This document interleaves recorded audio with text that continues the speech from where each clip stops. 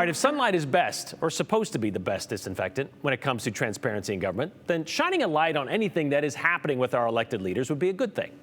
The concept, spawned by a quote by a Supreme Court justice more than a century ago, created a movement exactly 20 years ago, and they call it Sunshine Week. But what does it mean? Well, Joe Paris got that answer from Idaho's elected officials in charge of public records and vital government information. There are laws that prevent the government from hiding public records, but that doesn't mean that they have to make it easy to access. Kind of like a lie by omission. The government can stay within the rules while keeping certain things hidden basically behind a wall. Leaders in Idaho are working to turn the tide on transparency. We are data nerds. Controller Woolf and I, we can both enjoy a really good spreadsheet. That's right. That's not true for most Idahoans. Secretary of State Phil McGrane and State Controller Brandon Woolf oversee mountains of data. They need to make that available to the public by law, but have gone beyond sending out long pages of data. They go visual through websites like the Controller's Transparent Idaho site. There's over 800 plus local taxing districts, and to have all of their information, to have the revenue, budget, expenditure, we're super excited to bring that all together and have that in one place to let the citizens be able to track and identify that. The Secretary of State's team does that too through their Sunshine portal, as well as campaign finance and election data. They pride themselves on easy-to-understand data. You have a right to know what your government's up to. You have a right to know whether the documents are doing, the money that they're spending, in our case, the money that's being spent to influence your government.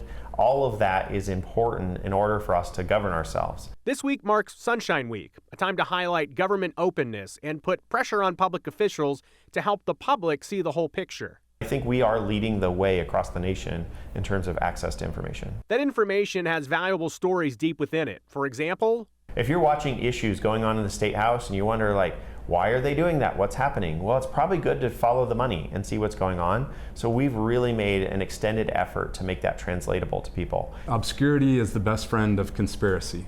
And so when you sit there and say, what's government hiding? There's something going on. And the whole changing that culture, that mindset to say, we're open. Changing the culture is a real thing. There is certainly resistance to new ideas and ways of handling data, records, and information. Remember there was one agency when we were going live with Transparent Idaho, and they really struggled. They're like, we want to hold on to it. We don't want to let it go. We want them to come ask, and we're going to hold on. We're going to wait all the days it takes for the public information request, and then we'll finally give it to them, or maybe.